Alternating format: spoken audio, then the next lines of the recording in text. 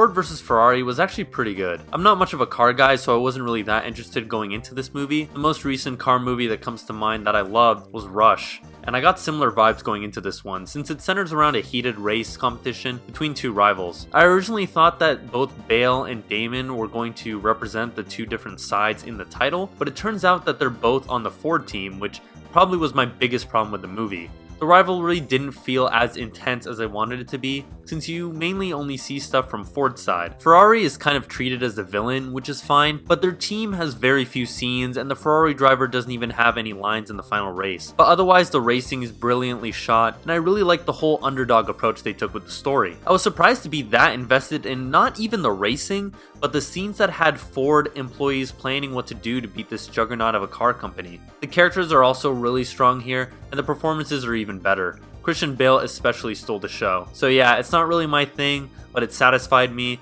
and I'm sure it'll satisfy people who actually like car stuff. 8 out of 10.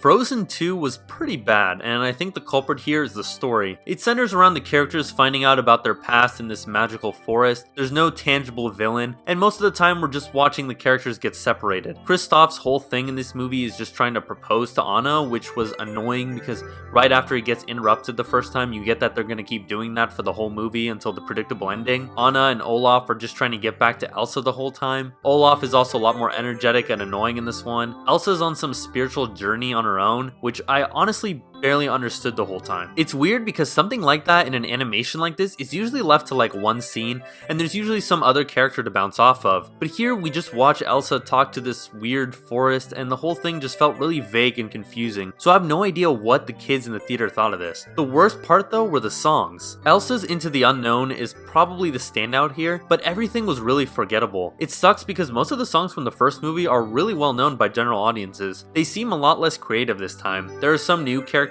here too, but they're not really fleshed out all that much, so you're gonna struggle to even remember their names after this. The ending also seemed pretty random and kind of rushed. It honestly seemed like Disney didn't really care that much about this sequel and just knew that it was gonna make a shit ton of money. 5 out of 10, don't support this garbage.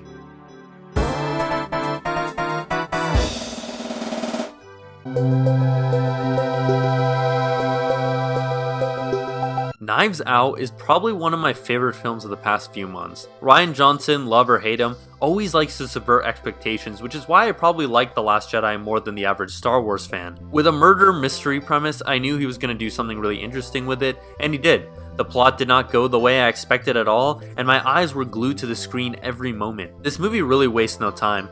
Every scene is integral to the mystery, so I couldn't pee, and the way it kept twisting continually kept me invested. I also loved how insane the characters in this movie were. It made all the discussions in the house really fun to watch, and the bits of comedy hit every time. The performances were top notch, especially from Daniel Craig. Unexpectedly, he does a southern accent in this one, and it's hilarious, but also pretty well done.